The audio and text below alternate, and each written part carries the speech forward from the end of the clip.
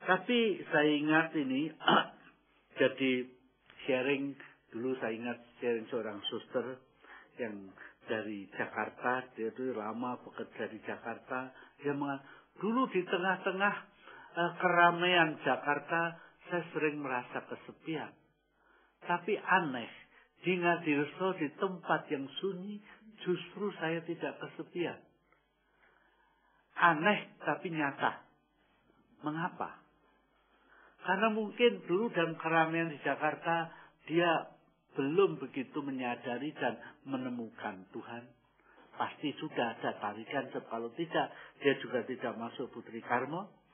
Tetapi di Ngadiresolah, dia betul-betul bertemu, mengalami kasih ini secara mendalam.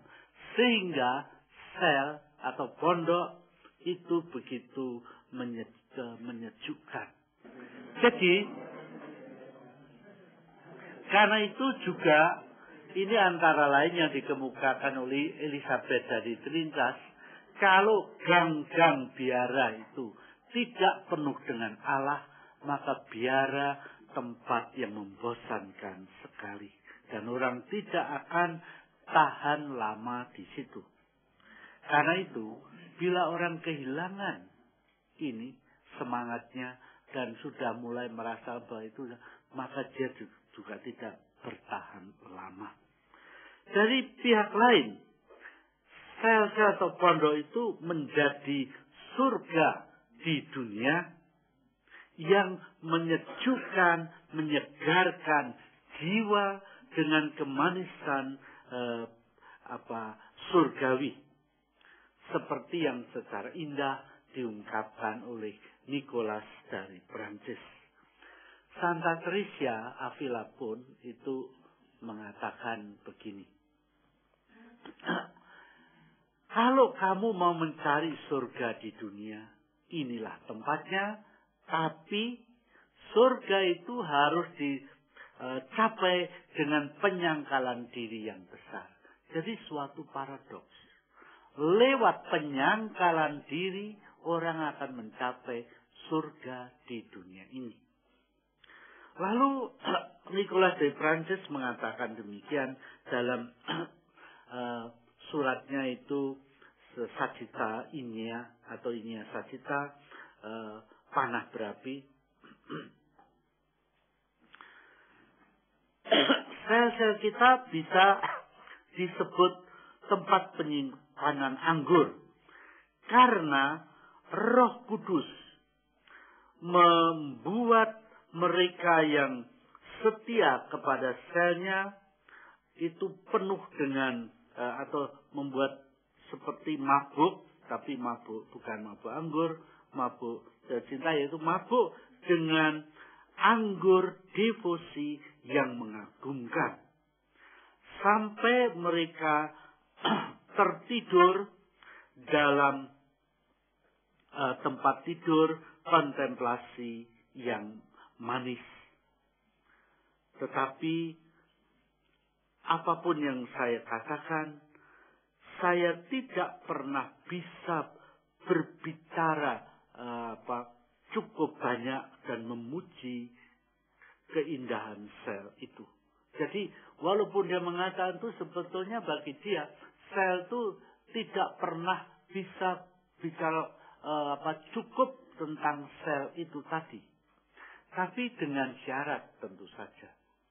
Kalau Yesus hadir di situ. Juga kalau kadang-kadang boleh dikata tidak terjangkau oleh panca indera, oleh perasaan kita. Tapi dia selalu hadir dalam iman. Nah itu. Oleh karena itu, pondok-pondok itu, dari kesaksian dari Nicholas de Prancis, merupakan tempat perjumpaan dengan Tuhan sendiri. Kemudian hari, aspek mistik dari panggilan Karmel ini secara eksplisit itu disebut dalam dokumen yang kemudian, yaitu kitab para rahib yang pertama. Yang waktu itu tersebar luas di dalam Ordo Karmel dan memiliki dampak yang sangat besar tentang atau terhadap spiritualitas Karmel dan juga tentang sejarah Karmel. Jadi dengan demikian tujuan itu dinyatakan dengan jelas. Yang pertama, mempersembahkan hati yang suci murni, bebas dari noda dosa aktual. Ya, dosa aktual. Karena untuk bebas dari dosa itu saya kira sulit sekali. Tapi kalau ada dosa, ya karena kelemahan-kelemahan macam-macam tersandung, dikatakan orang bijak itu jatuh 7 kali sehari. Lah kalau tidak bijak berapa kali, saya nggak tahu, hitung sendiri. Jadi dikatakan demikian. Maksudnya tersandung sedikit-sedikit, jangan tidak sampai tersandung lalu tidak bisa tergelitak, begitu bukan.